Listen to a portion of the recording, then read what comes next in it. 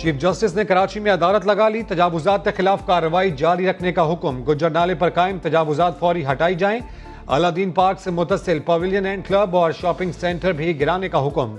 Rashid Minhas road पर UBL complex से मुतसिल जमीन भी खाली कराने का हुक्म। किडनी हिल पार्क की जमीन के मामले पर कहा, सरकारी जमीन पर मस्जिद कैसे बन गई? जमीन पर झंडा लगाकर मजार पर कब्जा किया जाता है। कमिश्नर को भी जेल भेजने का इंदिया। कहा, कमिश्नर साहब 36,000 प्लॉट्स पर कब्जा हुआ है, आप नहीं गिराएंगे तो आप खुद गिर जाएंगे।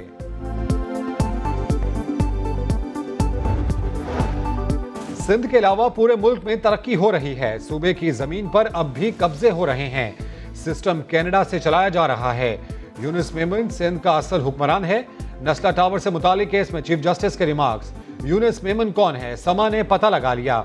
पाकिस्तान से मफरूर यूनुस मेमन के सिंध की अहम तरीन शख्सियात से करीबी ताल्लुकात हैं। Board of revenue, KDA, MDA और एलडीए में गैर कानूनी और 2 नंबरी काम यूनुस मेमन की इमा पर होते हैं।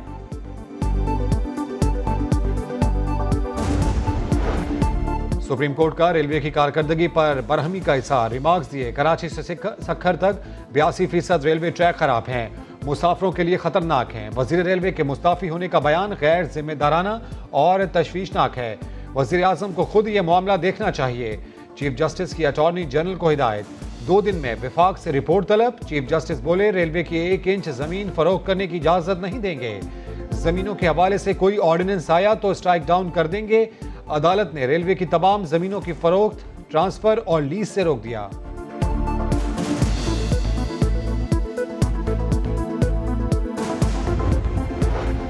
सिंध को बजट में कम हिस्सा दिया गया। जिन फंड्स का वादा किया गया था उसका आधा हिस्सा भी नहीं मिला।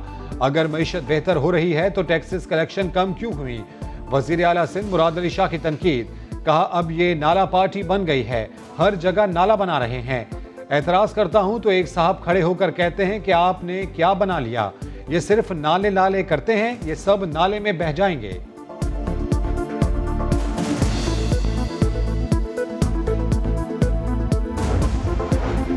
सुप्रीम कोर्ट ने पीपल्स पार्टी की 13 साल कारकर्दगी का कच्चा चिट्ठा 2 लाइनों में खोल दिया। मुआविन खुसूसी शहबाज गिल की तनकीद। कहते हैं, पीपल्स पार्टी हुकूमत विफाक से अब भी कैश मांगती है। अब हम वहां खुद काम कर रहे हैं, अब हम इन्हें नकद रकम नहीं देंगे। पंजाब का 2600 अरब रुपए का बजट आज पेश किया जाएगा। तरक्याती प्रोग्राम के लिए 560 अरब रुपए रखने की तजवीज़। सूबाई मुलाजमीन की तनख्वाहें और पेंशन में 10% इजाफे की तजवीज़।